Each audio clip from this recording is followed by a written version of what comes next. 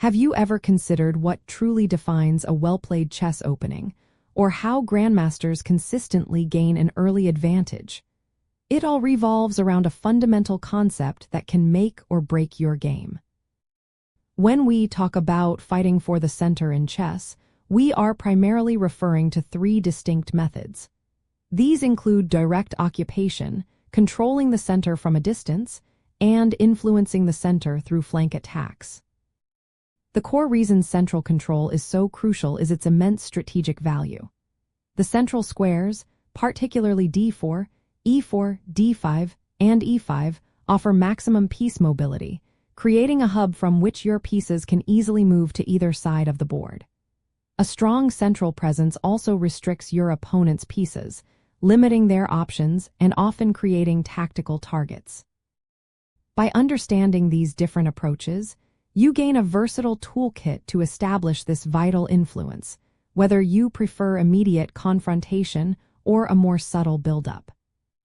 To put these into practice, consider direct occupation by immediately placing pawns on d4 and e4, or d5 and e5, to seize central territory. Think of openings like the king's gambit or the queen's gambit, where pawns immediately stake a claim. For controlling the center from a distance, you might use your minor pieces, such as knights and bishops, or pawns on adjacent squares to exert influence without direct occupation. A fianchettoed bishop, for example, can control key central diagonals from the wing, a common feature in openings like the Ruy Lopez or the Caro-Kann defense.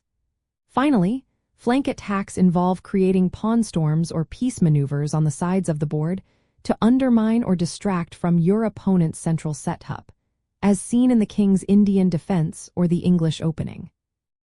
Beyond these primary methods, advanced players also consider the dynamic versus static nature of central control. A static center might involve a solid pawn that fixes central squares, while a dynamic center allows four pawns to advance or pieces to reposition, creating fluidity and potential pawn breaks. Understanding when to switch between these approaches, or how to counter an opponent's chosen method, is a hallmark of strategic mastery.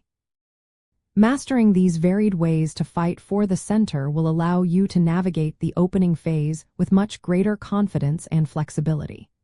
It equips you with the strategic options necessary to adapt to different opponents and develop powerful middle game plans, setting the stage for a well-controlled and ultimately successful game.